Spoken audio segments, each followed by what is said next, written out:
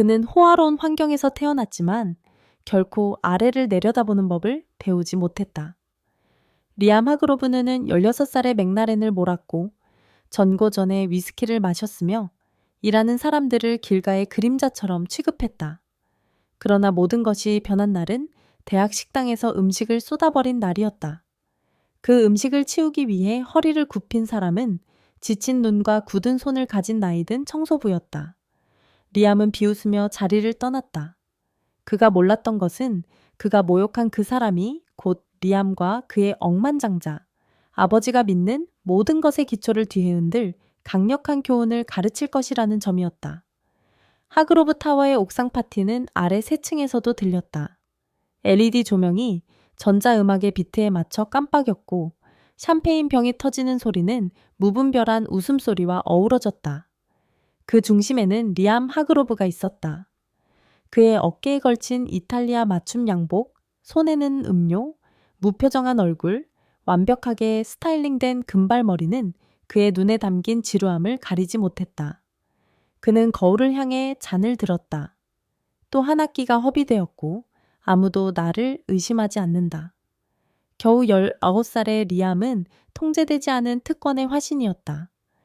그는 나라에서 가장 부유한 기술 거물 중 한 명인 조나단 하그로브의 외아들이었다. 리암은 인생에서 안 된다는 말을 들어본 적이 없었다. 그는 전용기를 타고 스위스 기숙학교에서 자랐으며 겨울 휴가는 에스펜에서 보냈다. 설거지를 한 적도 없고 버스를 탄 적도 없으며 사람 중 일부는 단순히 봉사하기 위해 태어난 것이라고 깊이 믿었다. 파티는 경찰이 출동할 때만 끝났다. 폭력 때문이 아니라 누군가가 사시층에서 거리로 병을 던졌기 때문이다. 리암은 미동도 하지 않았다. 그는 경찰관들을 비웃고 손을 흔들며 변호사에게 오해를 처리하게 했다. 그런 다음 그는 세상이 그의 발밑에 굴복한다고 믿는 왕족처럼 잠자리에 들었다. 다음 날 아침 그의 전화에 메시지가 떴다.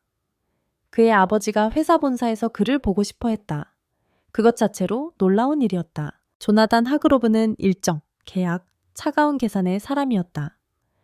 리암에게는 상원의원과의 약속을 잡는 것이 자신의 아버지와의 약속을 잡는 것보다 쉬웠다. 그가 다운타운의 유리타워에 도착했을 때 뭔가 이상했다. 접수원은 그의 눈을 피했다. 그의 아버지의 비서는 거의 고개를 끄덕였다. 마치 모두가 다가올 일을 알고 있는 것 같았다. 조나단은 사무실 창가에 서서 주머니에 손을 넣고 시카고 스카이라인을 바라보고 있었다. 그의 숫색 양복은 흠잡을 데 없이 깔끔했다. 리암이 들어왔을 때 그는 돌아보지 않았다. 이곳이 놀이터인 줄 아느냐, 리암? 목소리는 낮고 차분했지만 천둥의 무게를 지니고 있었다.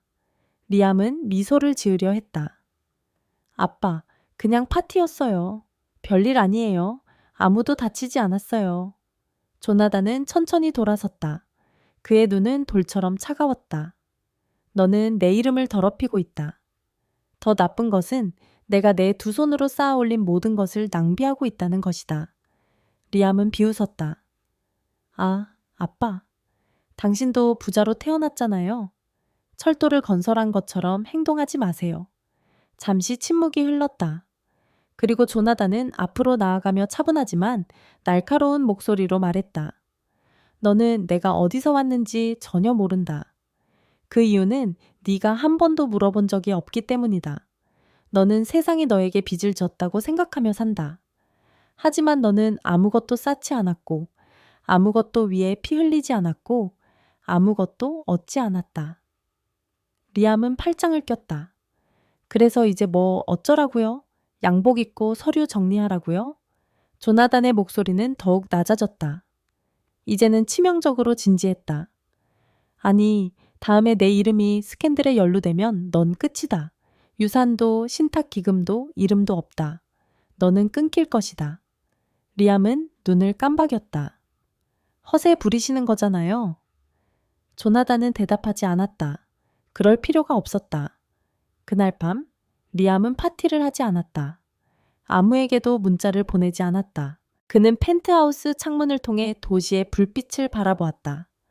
그리고 몇 년 만에 처음으로 그는 두려움을 느꼈다. 하지만 그것은 오래가지 않았다. 이틀 후 그는 다시 캠퍼스로 돌아왔다. 밝은 오렌지색 맥라렌을 타고 늘 그렇듯 교수 전용 주차장에 주차했다. 그는 디자이너 선글라스를 쓰고 자신만만한 표정을 지었다. 학생들은 그가 복도를 걸을 때 옆으로 비켜섰다. 어떤 이들은 그를 존경했고 다른 이들은 그를 경멸했지만 아무도 그에게 도전하지 않았다. 식당을 지나가던 중 리암은 엎어진 쟁반을 청소하는 나이든 청소부를 발견했다. 그 남자는 마른 몸에 회색 머리를 하고 낡은 유니폼을 입고 있었다. 리암은 주저하지 않았다. 그는 쟁반을 더 멀리 차버렸다. 뭔가 떨어뜨렸네요, 할아버지. 청소부는 미동도 하지 않았다. 그는 아무 말 없이 조용히 청소했다. 리암은 비웃으며 자리를 떠났다. 그가 몰랐던 것은 그가 방금 모욕한 그 사람이 곧 그의 인생을 영원히 바꿀 유일한 사람이 될 것이라는 점이었다. 식당 사건 이틀 후 리암은 이미 그 일을 잊었다. 그에게 그것은 그의 관심 밖에 있는 누군가와 관련된 또 다른 사소한 순간일 뿐이었다. 그러나 대학 행정은 그렇게 생각하지 않았다. 다음 날 아침 그는 이메일을 받았다. 의무징계 청문회 즉시 참석 요망. 리암은 웃음을 터뜨렸다. 그는 자신의 성이 보호해주는 것에 익숙했기 때문에 그는 평소에 오만한 태도로 회의실에 들어섰다. 그러나 그가 기다리고 있는 사람을 보았을 때는 달랐다. 학장, 프로그램 디렉터, 그리고 그의 아버지였다. 조나단 하그로브는 테이블 끝에 차분히 앉아 팔짱을 끼고 있었다. 얼굴은 읽을 수 없었다. 리암은 긴장을 풀려고 했다. 와, 정말 레드카펫을 깔아주셨네요. 학장은 그를 날카롭게 끊었다. 리암, 우리는 당신의 식당에서의 행동에 대한 여러 보고서와 비디오 영상을 가지고 있습니다. 대학 직원에 대한 무례, 언어적 괴롭힘, 경멸적인 행동. 리암은 눈을 굴렸다. 농담이었어요. 청소부가 쟁반을 떨어뜨렸어요. 제가 한마디 했을 뿐이에요. 정말 과장하시는군요. 조나단이 일어섰다. 입 닥쳐, 리암. 방은 죽은 듯 조용해졌다. 조나단은 천천히 앞으로 나아갔다. 넌 모르지, 그렇지? 네가 무례하게 대한 그 사람은 하루 동안 너의 평생보다 더 많은 존엄성을 가지고 있다. 리암은 자신의 입장을 지키려 했다. 그래서 이제 뭐 어쩌라고요? 정학당하나요? 학장은 목을 가다듬었다. 우리는 관련 직원인 도슨 씨에 감독해 대체 커뮤니티 서비스를 제공하고 있습니다. 매일 그에게 보고하세요. 거절하면 정학입니다. 조나단은 그에게 돌아섰다. 그리고 그 일이 다시 일어나면 어떻게 되는지 알지? 리암은 긴장된 웃음을 터뜨렸다. 그래서 이제 바닥을 닦으라는 건가요? 조나단은 눈을 깜박이지 않았다. 한번 해봐. 리암은 서류에 서명했다. 그날 오후 그는 캠퍼스의 유지보수 건물로 안내되었다. 그곳은 그가 전에 본 적이 없는 곳이었다. 어두운 조명, 오래된 도구, 기름과 먼지의 무거운 냄새, 그리고 거기에 도슨 씨 청소부가 있었다. 리암이 들어왔을 때 그는 고개를 들지 않았다. 제가 당신의 새로운 인턴인가 보네요. 리암이 농담했다. 도슨은 거의 그를 보지 않았다. 첫 번째 작업, 동쪽 안뜰을 쓸어라. 전화기, 이어폰, 말하기 금지. 리암은 눈을 깜박였다. 당신이 나한테 명령할 수 있다고 생각해요? 도슨은 마침내 그의 눈을 바라보았다. 화는 없었고 단지 고요함만 있었다. 밖에서는 네가 누구든 상관없어. 너는 그저 존경이 무엇인지 배울 필요가 있는 또 다른 아이일 뿐이다. 리암은 억지로 자신감을 가지고 빗자루를 잡고 밖으로 나갔다. 태양은 뜨겁게 내리쬐고 먼지는 끊이지 않았다. 그의 등은 20분 만에 아팠다. 아무도 지나가지 않았다. 박수도 없고 인정도 없고 그저 일만 있었다. 멀리서 도슨은 조용히 인내심을 가지고 지켜보았다. 몇 년 만에 처음으로 리암은 그의 이름이 아무 의미가 없는 세계에 있었고 앞으로 나아가는 유일한 방법은 그것을 얻는 것이었다. 빗자루는 시간이 갈수록 더 무거워졌다. 열기는 리암의 피부에 달라붙어 그의 디자이너 셔츠가 등에 붙게 했다. 땀은 그의 목을 타고 흘렀고 먼지의 모든 입자는 개인적인 모욕처럼 느껴졌다. 서비스 셋째 날, 리암은 15분 늦게 선글라스를 쓰고 발을 끌며 나타났다. 그는 도슨 씨가 꾸짖거나 적어도 짜증을 보일 것이라고 예상했다. 그러나 청소부는 이미 공급 선반을 정리하고 있었다. 체계적이고 조용하게. 도스는 고개를 들지 않고 그에게 대걸레 양동이와 소를 건넸다. 오늘은 체육관 화장실을 청소할 거야. 리암은 눈을 깜박였다. 농담이죠. 도스는 미동도 하지 않았다. 내 행동 때문에 여기에 있는 거야. 이건 내 벌이 아니야. 제 설정이야. 리암은 웃었지만 그 소리는 공허했다. 나는 조나단 하그로브의 아들이야. 여기는 내 자리가 아니야. 도스는 마침내 그를 향해 돌아섰다. 그의 눈은 흔들림 없이 읽을 수 없었다. 너는 여기에 오기로 선택했어. 대안은 정학이었어. 아니면 네가 걸린 위험을 벌써 잊은 거야? 리암. 양동이를 움켜쥐고 중얼거리며 화장실로 성큼성큼 걸어갔다. 화장실에 들어서자마자 악취가 그를 강타했다. 종이 타월이 바닥에 널려 있었고 세면대는 얼룩졌으며 거울은 때로 얼룩져 있었다. 그는 헛구역질을 했다. 이건 내 수준에 맞지 않아. 그가 속삭였다. 하지만 곧 도슨이 문가에 나타나 멀리서 조용히 지켜보고 있었다. 뭘 기다리고 있어? 청소부가 팔짱을 끼고 물었다. 이건 내 일이 아니야. 리암은 최소한의 노력으로 세면대를 닦으며 대답했다. 도슨은 문틀에 기대었다. 청소가 너보다 못한 사람들을 위한 일이라고 생각해? 아니, 리암이 날카롭게 대답했다. 그냥 나를 위한 일이 아니라고 생각해. 도슨은 화내지 않았다. 그의 목소리는 여전히 부드러웠다. 너는 이 학교를 마치 땅이 네 발을 붙잡아주는 것이 행운인 것처럼 걸어다니지. 하지만 오늘은 네가 그 땅의 일부야. 주의 깊게 살펴보면 뭔가를 배울 수 있을지도 몰라. 리암은 아무 말도 할 수 없었다. 그는 눈을 내리깔고 닦기 시작했다. 그날 밤 몇 주 만에 처음으로 리암은 외출하지 않았다. 그는 펜트하우스에 머물며 몇 시간 동안의 일로 붉게 벗겨진 손을 바라보았다. 표백제 냄새가 여전히 그의 피부에 배어 있었다. 다섯째 날 그는 제 시간에 도착했다. 선글라스도 없고 오만함도 없이 그냥 평범한 티셔츠와 낡은 운동화만 신었다. 그는 많은 말을 하지 않았고 그저 도슨에게 고개를 끄덕이고 지시를 기다렸다. 오늘은 북쪽 안뜰이야. 도슨이 말했다. 갈퀴질하고 물을 주고 쓸어라. 리암은 다시 고개를 끄덕였다. 이번에는 비꼬는 말도 없었다. 그들은 거의 1시간 동안 침묵 속에서 일했다. 안뜰은 조용했고 나무 위에서는 새들이 지저귀고 있었다. 리암은 더 집중해서 갈퀴질을 했다. 완벽하지는 않았지만 그는 그 자리에 있었다. 결국 도슨이 침묵을 깼다. 가장 열심히 일하는 사람들이 가장 눈에 띄지 않는다는 걸 생각해 본 적 있어? 리암은 갈퀴를 쉬며 멈춰섰다. 생각해 본 적 없어. 그게 문제겠지. 도슨은 대답하지 않았다. 그럴 필요가 없었다. 그날 늦게 그들은 나무 아래에서 쉬었다. 도슨은 그에게 물병을 건넸다. 리암은 감사히 받았다. 항상 여기서 일했어? 그가 물었다. 7년 동안 도슨이 대답했다. 그 전에는 교수였어. 2개의 다른 대학에서 문학을 가르쳤지.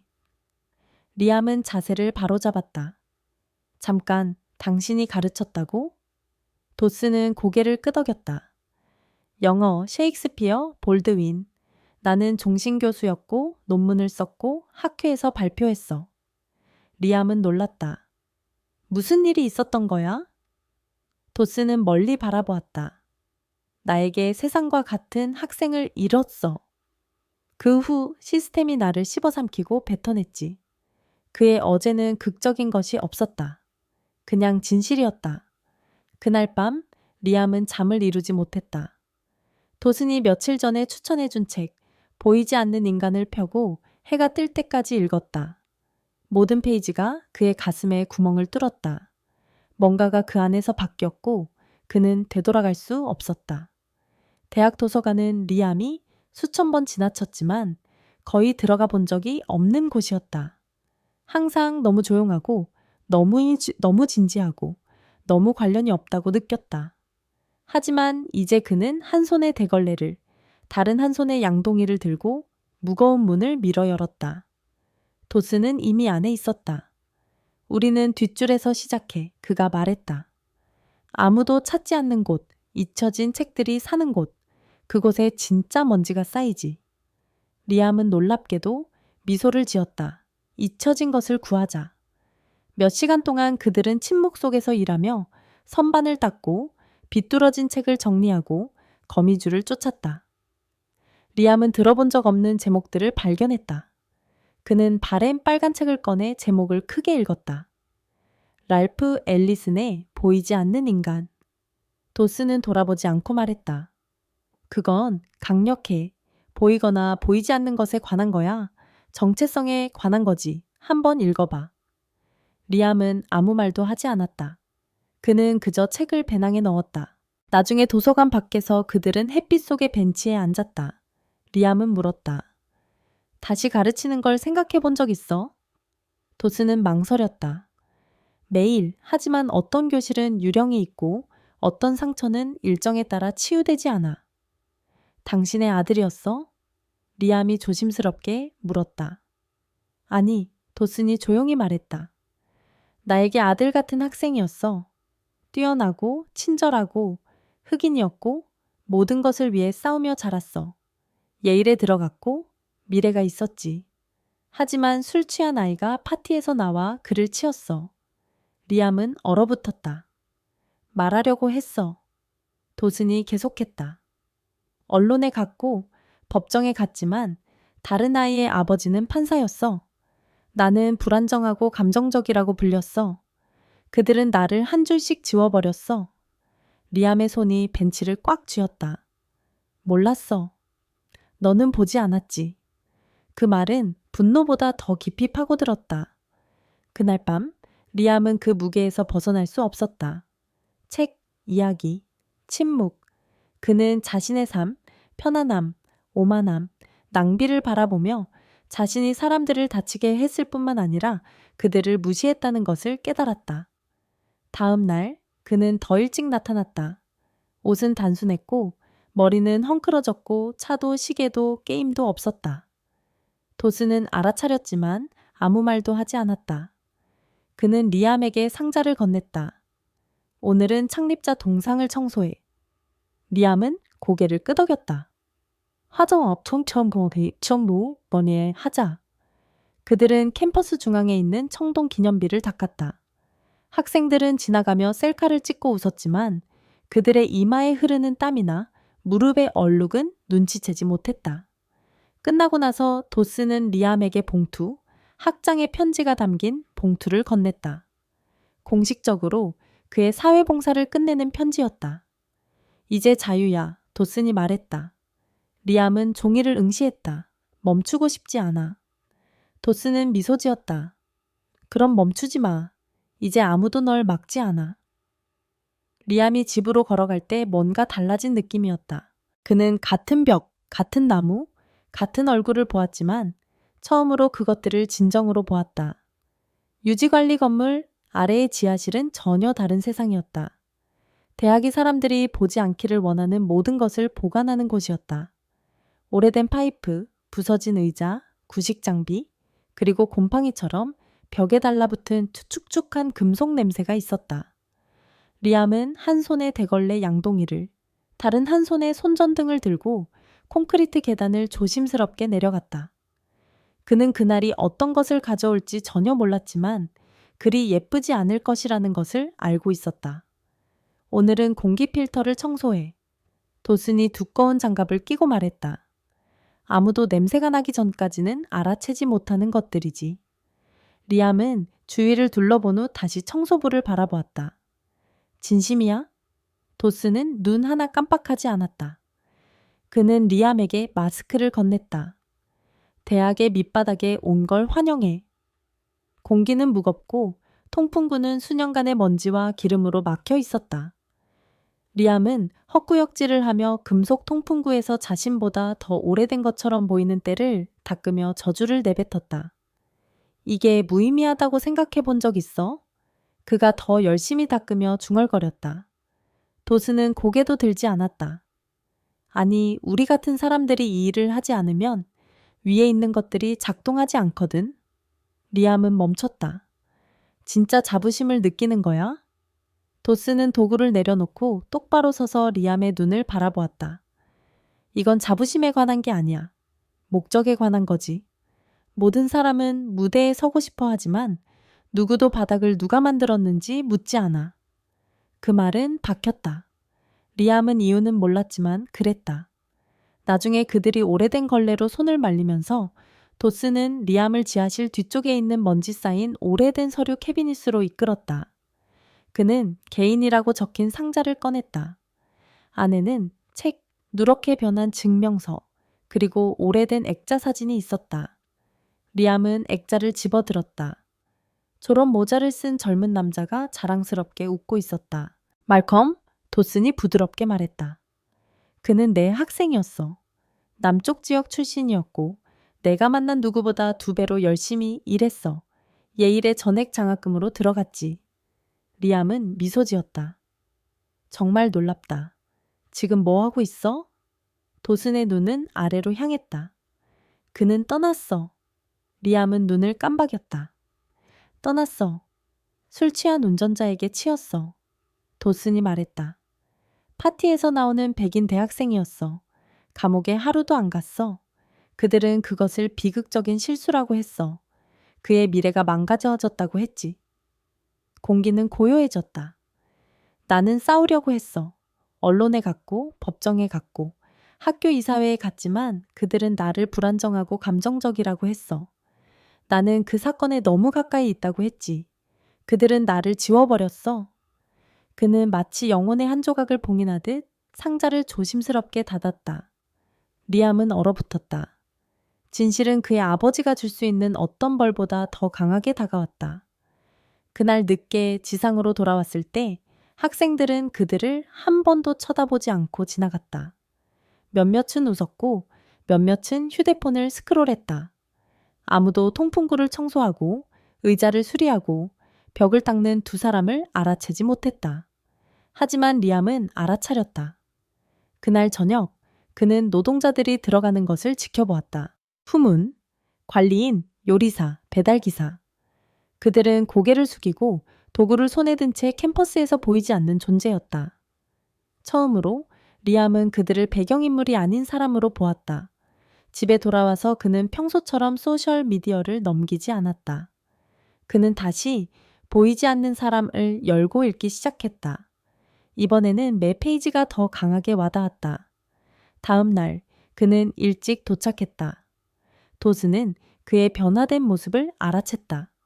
외모뿐 아니라 자세도 달랐다. 일찍 왔네, 도슨이 말했다. 정말 중요한 일에 늦을 이유가 없지. 도스는 그에게 새 작업용 장갑을 던졌다. 이게 필요할 것 같아서. 리암은 놀라며 받았다. 고마워요. 여기서는 맨손으로 일하지 않아 이제는 더 이상. 그들은 다음 작업을 위해 복도를 걸어가며 리암이 물었다. 교실 없이도 여전히 가르치는 걸 믿으세요? 도스는 매일같이 차분한 눈으로 그를 보았다. 캠퍼스는 조용한 금요일이었다. 지역 공휴일로 기숙사는 비었고 대부분의 학생들은 긴 주말을 보내러 떠났다. 하지만 리암은 남았다. 그는 일찍 일어나 평범한 후드티와 청바지를 입고 홀로 정비실로 걸어갔다. 공기는 상쾌했다. 나무는 바람 속에서 속삭였다. 음악도 군중도 없고 오직 침묵뿐이었다. 도스는 언제나처럼 이미 거기 있었다. 공휴일이에요. 리암이 문 앞에 서서 말했다. 먼지에게는 공휴일이 아니지. 도슨이 클립보드를 넘기며 대답했다. 파이프나 고장난 전등도 마찬가지고. 리암은 희미하게 미소 지었다. 어디서 시작할까요? 도슨은 그에게 짧은 목록을 건넸다. 오늘은 내가 침묵의 정비라고 부르는 날이야. 아무도 보지 않지만 모든 것을 원활하게 유지하는 것들. 깜빡거리는 전등 교체, 책상 의자, 나사 조이기, 신고되지 않은 누수수리. 그들은 메인 강당에서 시작했다. 어둡고 비어 있었다. 그들의 발걸음 소리만이 유일한 소리였다. 리암은 무대에 서서 빈 관객석을 바라보았다. 재밌네요. 여기 서서 기립박수를 받는 상상을 하곤 했는데 이제는 전구를 갈고 있네요. 도스는 느슨한 볼트를 조정하며 고개를 들지 않았다. 아마도 이렇게 조용히 박수를 받을 자격을 얻는 거겠지. 그들은 인문학동으로 이동했다. 도슨이 천장 근처의 물 얼룩을 점검하는 동안 리암은 잊혀진 옆방으로 들어갔다. 안에는 작은 독서 공간, 먼지 쌓인 선반, 구석의 칠판, 창가에 낡은 가죽 안락의자가 있었다. 그리고 도슨이 앉아 책을 읽고 있었다. 평화롭게. 리암은 문간에서 멈췄다. 그를 처음으로 진정한 사람으로 보았다. 관리인이나 심지어 교사가 아닌 더 깊은 존재, 온전함을 유지하려는 영혼. 도슨이 그를 알아챘다. 들어와. 이곳이 내 자리야? 내가 가장 좋아하는 곳이야. 도슨이 책을 조심스럽게 덮으며 말했다. 사무실이 있었을 때 모든 것 이전에. 리암은 들어와서 제목들을 둘러보았다. 여전히 여기 오세요? 내가 누구였는지, 여전히 누구인지 기억해야 할 때? 그들은 앉았다. 젊은 한 사람과 더 현명한 한 사람, 그러나 둘 다 배우고 있었다. 다시 가르칠 생각하세요? 리암이 물었다. 매일 생각해. 하지만 시스템은 나 같은 사람을 잊지. 리암은 몸을 앞으로 기울였다. 하지만 저는 기억해요. 다른 사람들도 그럴 거예요. 이후의 침묵은 어색하지 않았다. 신성했다. 그들이 방을 나설 때 도스는 리암에게 책을 건넸다. 볼드윈, 다음번 불. 가져가. 리암은 그것을 선물처럼 꼭 쥐었다. 그날 밤 그는 나가지 않았다.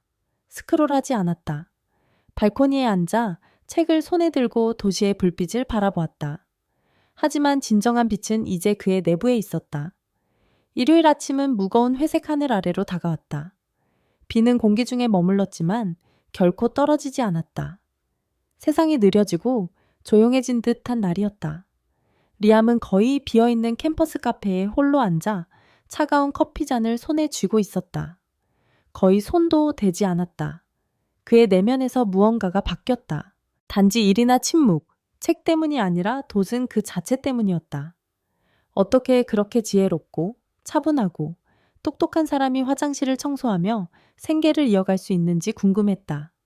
그는 알아야 했다. 월요일, 리암은 평소보다 더 일찍 도착했다. 직원 입구 밖에서 기다렸고 도슨이 다가오는 것을 보았다. 같은 차분한 걸음걸이, 같은 낡은 가방, 그는 그의 옆에 발맞추어 걸었다. 진실을 말해줘요. 리암이 조용히 말했다. 도슨은 그를 힐끗 보았다. 무슨 진실? 당신에 대해서요. 이 모든 것 이전에, 침묵 이전에 당신은 누구였어요? 관리인은 걸음을 멈췄다. 정솔터 멈췄다. 잠시 리암은 그가 대화를 끊을 것이라 생각했다. 그러나 대신 도슨은 따라와 라고 말했다. 그는 리암을 캠퍼스를 가로질러 강의실과 새로운 건물들을 지나 잊혀진 구석으로 데려갔다. 오래된 벽돌 건물이 담쟁이 덩굴에 반쯤 삼켜져 있었다. 잠겨 있었지만 도스는 열쇠를 가지고 있었다. 내부는 공기가 탁했다. 벽에는 서류, 문서, 먼지 쌓인 종이, 상자들이 가득했다. 도스는 맨 끝으로 가서 캐비닛에서 폴더를 꺼내 낡은 금속 책상 위에 조심스럽게 놓았다. 그 안에는 졸업장, 증명서, 사진, 신문기사, 한 삶이 담겨 있었다. 리암은 2006년의 헤드라인을 들었다. 시카고의 소외된 지역에서 문해력 프로그램으로 교수에게 연계. 젊은 도슨이 아이들과 책들로 둘러싸인 사진 속에서 미소 짓고 있었다. 당신은 대단했어요. 리암이 경외심에 차 말했다. 나는 단지 교사였을 뿐이야. 도슨이 대답했다. 그게 아직 의미가 있을 때. 리암은 서류를 계속 넘겼다. 학문적 업적, 추천서, 발표된 기사들, 그리고 맨 아래에 경찰 보고서가 있었다. 리암은 찡그렸다. 이건 뭐예요? 도스는 오랫동안 그것을 바라보았다. 정의방해, 그들이 그렇게 불렀지. 리암은 이해하지 못했다. 말콤이 죽은 후였어. 도슨이 설명했다. 목소리가 이제는 부드러워졌다. 그가 내가 말했던 학생이야. 가장 똑똑한 아이였어. 그는 길을 건너고 있었어. 술에 취한 백인 대학생, 연결이 있는 그를 차로 쳤어. 말콤은 살아남지 못했어. 리암은 조용히 앉았다. 나는 싸우려고 했어. 도슨이 계속했다. 언론에 나가고 불만을 제기하고 증거를 제시했지만 그 학생의 아버지는 판사였어. 시스템은 방어 태세를 취했어. 그들은 나를 부적합하고 감정적이라고 불렀어. 나는 직업도 명성도 이름도 잃어왔어. 그는 보고서를 폴더에 다시 넣으며 닫았다. 그리고 여전히 리암이 물었다. 이 대학에 남아 있었나요? 도스는 그의 눈을 마주쳤다. 여기에는 여전히 학생들이 다니고 있어. 그리고 학생들이 있는 곳에는 가르칠 기회가 있어. 아무도 나를 교수라고 부르지 않더라도. 그날 밤 리암은 자신의 아파트에서 컴퓨터 화면을 보지 않을 수 없었다. 그는 구글에 마커스 도슨을 입력했다. 아무것도 없었다. 마치 그가 존재하지 않았던 것처럼 그 침묵, 그 지옥에는 어떤 스캔들보다 더 컸다. 그래서 리암은 새로운 문서를 열고 쓰기 시작했다. 월요일 아침은 다른 날과 다름없이 찾아왔다. 그러나 검은색 타운카가 대학 앞에 도착하자 모든 것이 변했다. 조나단 하그로브가 차에서 내렸다. 맞춤 정장, 날카로운 턱선, 눈에는 폭풍이 일렁겼다. 그는 방문을 알리지 않았다. 회의를 예약하지 않았다. 그는 단순히 정문을 통과해 캠퍼스의 중심으로 걸어갔다. 그가 온 이유는 하나였다. 학장이 그를 불렀다. 그의 아들이 화장실을 청소하고 변기를 고치며 관리인에 감독해 일하고 있다고 말했다. 그는 재미있어 하지 않았다. 그는 행정건물로 권위 있게 들어갔다. 접수원이 당황하여 일어났다. 그는 그녀를 무시하고 학장의 사무실로 직행했다. 노크도 하지 않고 거기에는 회색 작업복을 입고 얼룩진 청바지와 손에 페인트가 묻은 리암이 미소 짓고 있었다. 조나단의 표정이 일그러졌다. 이게 뭐야? 리암은 차분히 서 있었다. 말하려고 했어요. 시간이 필요했어요. 너 관리인으로 일하고 있었어? 관리인으로 일한 게 아니라 리암이 말했다. 그와 함께 일한 거예요. 조나단의 목소리가 날카로워졌다. 이게 고귀하다고 생각해 내 이름을 버리는 게? 드디어 지킬 가치가 있는 무언가를 배운 것 같아요. 리암이 대답했다. 그때 도슨이 방에 들어왔다. 차분하고 침착하며 주머니에 장갑을 넣고 있었다. 조나단은 그를 보고 혼란스러워했다. 당신은 누구죠? 마커스 도슨입니다. 그가 대답했다. 지난 몇 주 동안 대학의 행동 프로그램의 일환으로 당신의 아들을 감독해왔습니다. 조나단은 폭발할 것처럼 보였다. 이게 무슨 장난인지 모르겠어. 그는 말했다. 으르렁거렸다. 하지만 당신에게는 그럴 권리가 없었다. 학장이 끼어들었다. 하그로브 씨, 당신의 아들이 이 선택을 했고 우리는 권한이 있었습니다. 그는 성숙함과 책임감을 가지고 프로그램을 완료했습니다. 하지만 조나단은 듣지 않았다. 그는 리암을 다시 쳐다보았다. 넌 가족을 망신시키고 있어. 리암은 목소리를 가다듬고 말했다. 아니요, 이제야 가족을 대변하는 겁니다. 도슨이 앞으로 나섰다. 하그로브 씨, 그는 언제나처럼 차분하게 말했다. 말씀 좀 나눌 수 있을까요? 직원으로서가 아니라 한 남자로서, 한 아버지로서. 조나단은 망설이다가 날카롭게 고개를 끄덕였다. 도슨의 어조는 변함이 없었다. 한 번 학생을 잃은 적이 있습니다. 시스템의 실패 때문이 아니라 특권 의식 때문이었습니다. 당신의 아들이 한때 그랬던 것처럼요. 저는 정의를 위해 싸웠고 모든 것을 잃었습니다. 조나단은 당황한 채로 눈을 깜빡였다. 하지만 당신의 아들은 도슨이 계속 말했다.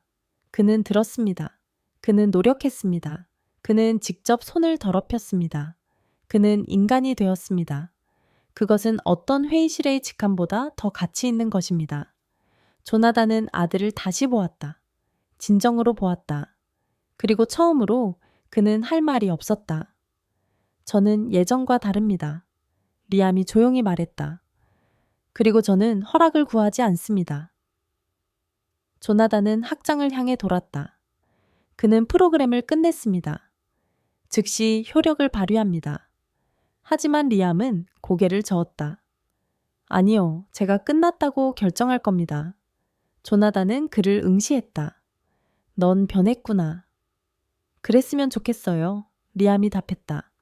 다시는 돌아가고 싶지 않으니까요. 그리고 그렇게 억만장자는 패배한 것이 아니라 도전받은 채로 걸어나갔다. 밖에서 리암과 도슨이 뜰을 걸어갈 때 청소부가 그를 힐끗 보았다. 잘 처리했군. 리암은 미소 지었다. 최고에게 배웠습니다. 조나단 하그로브는 평생 동안 사람들이 자신의 말을 듣게 했었다. 그는 협상하지 않았다. 그는 명령을 내렸다. 그는 의견을 묻지 않았다. 그는 순전히 의지로 제국을 건설했고 그의 길을 막는 사람들을 짓밟았다. 하지만 아들과의 마지막 대화에서 무언가가 그를 흔들었다. 하그로브 타워의 사무실로 돌아온 조나단은 도시 위 5의식 1층에 있는 책상에 앉아 깜빡이는 모니터와 울리는 전화들로 둘러싸여 있었지만 아무것도 들리지 않았다. 그는 청소부, 아들의 눈빛, 조용한 확신, 그리고 수십 년 만에 처음으로 마지막 말을 하지 못했다는 사실만 생각할 수 있었다. 그날 오후 아무에게도 말하지 않고 조나단은 대학으로 돌아갔다. 경호원도 보좌진도 없이 그냥 혼자였다. 그는 캠퍼스를 천천히 걸었다. 해가 지고 있었다. 학생들이 그가 누구인지 모른 채 지나갔다. 처음으로 그는 머리기사나 권력의 상징이 아니었다. 그는 단지 아버지였다. 그는 과학관 바닥을 닦고 있는 도슨을 찾았다. 노인은 그를 보고 놀라지 않는 듯했다. 이야기하고 싶습니다. 조나단이 말했다. 도슨은 고개를 끄덕이고 걸레를 헹구고 건물 밖 나무 아래 벤치를 가리켰다. 그들은 조용히 앉았다. 바람에 나무잎이 바스락거렸다. 당신이 말한 것이 계속 생각납니다. 조나단이 시작했다. 새로운 말을 한 게 아닙니다. 도슨이 대답했다. 이번에 당신이 들은 것뿐입니다. 조나단은 손을 내려다보았다. 제가 어디서 왔는지 아십니까? 디트로이트, 가난하게. 겨울에 난방도 없었습니다. 어머니는 집을 청소하셨고 아버지는 사라질 때까지 술을 마셨습니다. 저는 아무것도 없는 상태에서 스스로를 만들었습니다. 도슨은 아무 말 없이 들었다. 제 아들이 제가 겪은 고통을 겪지 않기를 맹세했습니다. 배고픔도, 추위도, 수치심도 없이. 하지만 그를 보호하려다 그에게 무언가를 부순 것 같습니다. 도슨은 천천히 고개를 끄덕였다. 그에게 싸울 필요 없는 부드러운 세상을 만들어 주셨습니다. 그러면서 싸움 자체를 빼앗아 버렸습니다. 조나단은 부끄러움이 목구멍을 타고 올라오는 것을 느끼며 고개를 돌렸다. 그를 구한다고 생각했었는데 이제는 그를 질식시킨 것 같기도 합니다. 그에게 모든 것을 주셨지만 진실은 주지 않으셨습니다. 도슨이 부드럽게 말했다. 하지만 좋은 소식은 아직 할 수 있다는 겁니다. 조나단은 숨을 내쉬었다. 어디서부터 시작해야 할지 모르겠습니다. 그와 나란히 걷는 것부터 시작하세요. 도슨이 말했다. 앞도 아니고 뒤도 아니고 나란히? 그들은 다시 조용히 앉았다. 도시가 멀리서 조용히 웅성거렸다. 그러다 조나단이 물었다. 다시 가르치는 것에 대해 생각해 본 적 있습니까? 도슨은 놀란 듯 보였다. 매일. 하지만 누가 지금 저를 고용하겠습니까? 제가 하겠습니다. 조나단이 말했다. 도슨은 한쪽 눈썹을 올렸다. 홍보용으로요? 아니요, 조용히, 익명으로. 제가 자금을 대겠습니다. 카메라도 언론도 없이 말콤 같은 아이들을 위한 프로그램입니다. 당신이 이끌고 저는 뒤로 물러납니다. 처음으로 도스는 할 말을 잃었다. 왜요? 그가 마침내 물었다. 과거를 바꿀 수는 없지만 조나단이 말했다. 다른 누군가가 미래를 바꾸는 것을 도울 수는 있습니다. 도스는 손을 내밀었다. 조나단은 그 손을 잡았다. 그것은 거래가 아니라 약속이었다.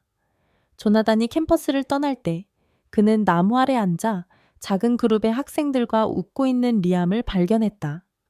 양복도 카메라도 없이 그냥 그와 현실이 있었다. 아버지와 아들은 눈을 마주쳤다. 말은 없었지만 고개를 끄덕였다. 그리고 때로는 고개를 끄덕이는 것만으로도 충분하다. 강당은 가득 찼다. 학생들, 교수들, 직원들, 그리고 몇몇 호기심 많은 기자들이 드문 광경을 목격하기 위해 모였다. 새로운 교육 프로그램의 출범이었다. 화려한 광고도, 유명한 이름도 없었다. 무대 위에 걸린 단 하나의 배너, 르노보 프로젝트, 땅에서부터의 지혜.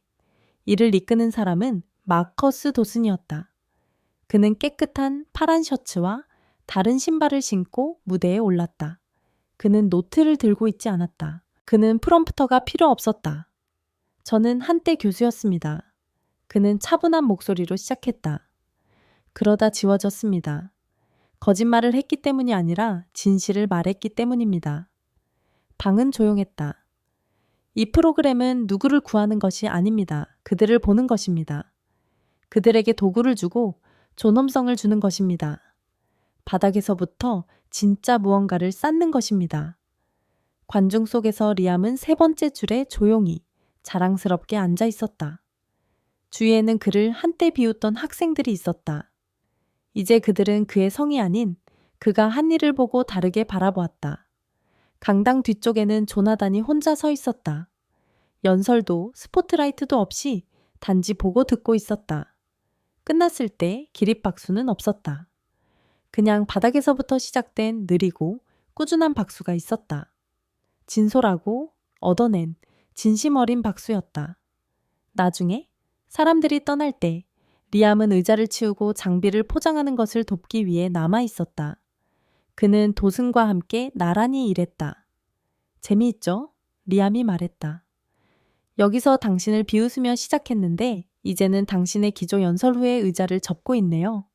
도슨은 웃었다. 인생은 원을 그리며 돌아오죠. 이제 당신을 뭐라고 불러야 하나요? 리암이 물었다. 도슨은 잠시 멈췄다. 마커스라고 불러도 됩니다. 리암은 미소 지었다. 그럴 수 없어요. 당신은 항상 저에게 교수님이실 겁니다. 그날 밤 리암은 마지막으로 펜트하우스로 돌아갔다. 그는 많은 것을 싸지 않았다. 그냥 몇 벌의 옷과 몇 권의 책만 챙겼다. 나머지는 다 두고 갔다. 양복도, 시계도, 공함도. 부엌 카운터에 그는 아버지를 위한 메모를 남겼다. 도망가는 게 아닙니다. 그냥 다른 길을 걷고 있습니다. 마침내 저와 함께 걸어주셔서 감사합니다. 그는 화가 아니라 사랑으로 서명했다. 그 후 몇 주 동안 리암은 캠퍼스 근처의 작은 아파트로 이사했다. 그는 계속 공부했다. 방과 후 아이들을 가르쳤다. 아무도 그것에 대해 게시하지 않았다. 그는 소란을 피우지 않았다. 그는 그냥 나타났다. 그리고 도스는 그는 언제나 그랬듯이 문학뿐만 아니라 삶의 교사가 되었다. 그의 수업은 항상 가득 찼다. 커리큘럼 때문이 아니라 그 때문이었다. 어느 날 캠퍼스를 산책하던 중 리암이 물었다. 사람들이 정말 변한다고 생각하세요? 도스는 잠시 생각했다. 일부는 그렇습니다. 자신이 누구였는지를 마주할 용기가 있는 사람들. 제가 변했다고 생각하세요? 넌 여전히 변하고 있어. 그게 이미 대부분의 사람들보다 더 많은 거야. 그들은 계속 걸었다. 관중도 박수도 없이 그냥 두 남자. 하나는 미래를 만들고 다른 하나는 과거를 되찾고 있었다. 만약 영감을 주고 도전하고 종종 들리지 않는 사람들에게 목소리를 주는 이야기를 믿는다면 아래의 구독 버튼을 눌러주세요. 더 많은 강력한 여정이 다가오고 있으며 우리와 함께하기를 바랍니다.